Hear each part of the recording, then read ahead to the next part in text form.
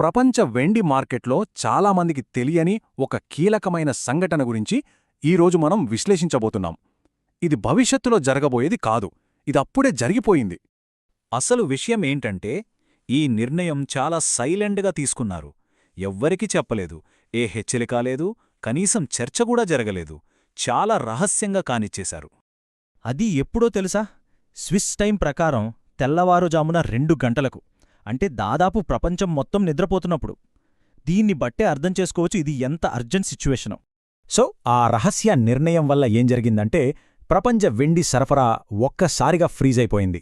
ఎందుకంటే వెండి మార్కెట్కి సెంటర్ పాయింట్ అయిన స్విట్జర్లాండ్ నుంచి పెద్ద మొత్తంలో సిల్వర్ ఎక్స్పోర్ట్స్ అనేవి కంప్లీట్గా ఆగిపోయాయి ఒక్కసారిగా.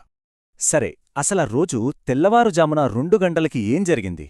ఈ ఫ్రీజ్ అనేది ఎందుకంత పెద్ద విషయం? దాని గురించి ఇప్పుడు వివరంగా చూద్దాం. ఈ విషయం ఎందుకింత పెద్ద డీలంటే, స్విట్జర్లాండ్ సిల్వర్ మార్కెట్లో ఏదో ఒక దేశం కాదు, ప్రపంచంలో రిఫైన్ అయ్యే మొత్తం వెండిలో ఆలోచించండి, ఏకంగా 70% ఒక్క స్విట్జర్లాండ్లోనే ప్రాసెస్ అవుతుంది. 70%. అందుకే అంటారు, స్విట్జర్లాండ్ ఒక వెండి మ్యాప్లో ఒక స్టాప్ కాదు, స్విట్జర్లాండే ఆ మ్యాప్ అని. ఎందుకంటే ప్యాంప్, వాల్కాంబీ, అర్గోర్ హిరేయూస్ ఈ 3 రిఫైనరీలు అక్కడే ఉన్నాయి.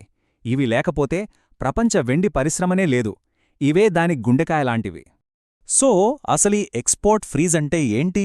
సింపుల్గా చెప్పాలంటే, స్విస్ కస్టమ్స్ వాళ్ళు 1000 కిలోల కన్నా ఎక్కువున్న ఏ సిల్వర్ షిప్మెంట్ అయినా ఆపేశారు.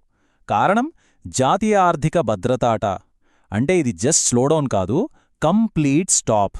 సప్లై చైన్ని దాని పునాది దగ్గరే ఫ్రీజ్ చేసేశారు. సరే, ఇదంతా బానే ఉంది. కాని అసలు ప్రశ్న ఏంటంటే, ఎందుకని?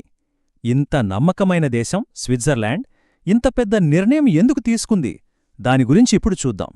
స్విట్జర్లాండ్ లాంటి దేశం తన పేరుని పణంగా పెట్టి మార్కెట్ని ఫ్రీజ్ చేసిందంటే దాని వెనుక చాలా పెద్ద కారణమే ఉండి ఉండాలి కదా. అసలు విషయమేంటంటే, ఇది ఒక్క సమస్య కాదు, ఒకేసారి 3 వేర్వేరు సంక్షోభాలు వచ్చిపడ్డాయి. మొదటిది ద చైనా ఎఫెక్ట్. జనవరి 1న చైనా సడన్గా రిఫైన్డ్ సిల్వర్ ఎక్స్పోర్ట్స్ని బ్యాన్ చేసింది. దీంతో స్విస్ రిఫైనరీలకు వచ్చే ఒక మెయిన్ సప్లై లైన్ కట్ అయిపోయింది. అంటే సుమారుగా 120 మిలియన్ ఔన్స్ల సప్లై మాయమైపోయింది. ఫలితంగా స్విస్ రిఫైనరీల దగ్గర కేవలం 8 మిలియన్ ఔన్సులు మాత్రమే మిగిలాయి. అది ప్రపంచ డిమాండ్కి వారం రోజుల కూడా సరిపోదు. రెండోది పారిశ్రామిక భయాందోళన. ఒకవైపు రిఫైనరీలు యూరోపియన్ ఇండస్ట్రీస్కి పాత రేట్లకి, అంటే ఔన్స్కి $82కే వెండి సప్లై చేయడానికి అగ్రిమెంట్లలో ఇరుక్కుపోయాయి. కాని మరోవైపు ఓపెన్ మార్కెట్లో అదే వెండి ధర దాదాపు రెట్టింపు, అంటే $150 పలుకుతోంది. దీంతో వాళ్లు పంపే ప్రతి షిప్మెంట్ పైన భారీ నష్టమొస్తోంది. ఇది చాలా పెద్ద ఫైనాన్షియల్, పొలిటికల్ ప్రెషర్కి దారితీసింది. ఇక మూడోది చాలా ముఖ్యమైనది, జాతీయ భద్రత. స్విట్జర్లాండ్ సైలెంట్గా తనకోసం ఒక స్ట్రాటజిక్ సిల్వర్ రిజర్వ్ను బిల్డ్ చేస్తోంది. వాళ్ల టార్గెట్ 25 మిలియన్ ఔన్సులు, కానీ వాళ్ల దగ్గర ఉన్నది కేవలం 12 మిలియన్ ఔన్సులు. రిఫైనరీలలో ఉన్న 8 మిలియన్ ఔన్సులు కూడా వేరే దేశాలకు వెళ్ళిపోతే తమ దేశానికే కొరత వస్తుందని వాళ్లు గ్రహించారు. సరే, స్విట్జర్లాండ్లో సప్లై ట్యాప్ మూసేశారు. మరిప్పుడు దాని ప్రభావం మిగతా ప్రపంచం మీద ఎలా పడబోతోంది? ఆ అలల తీవ్రత ఎలా ఉండబోతోందో చూద్దాం. ఇది అచ్చం డామినో ఎఫెక్ట్ లాంటిది. ఒక్కటి పడగానే అన్ని వరుసగా పడిపోతాయి. స్విస్ రిఫైనరీలు ఎగుమతులు ఆపగానే బుల్లియన్ డీలర్ల దగ్గర స్టాక్ అయిపోతుంది.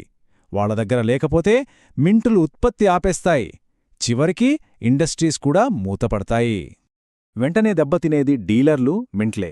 సాధారణంగా డీలర్లు 2-3 వారాల ఇన్వెంటరీతో నడుపుతారు. ఇప్పుడు సప్లై కనీసం 3-4 వారాలు ఆగిపోయింది.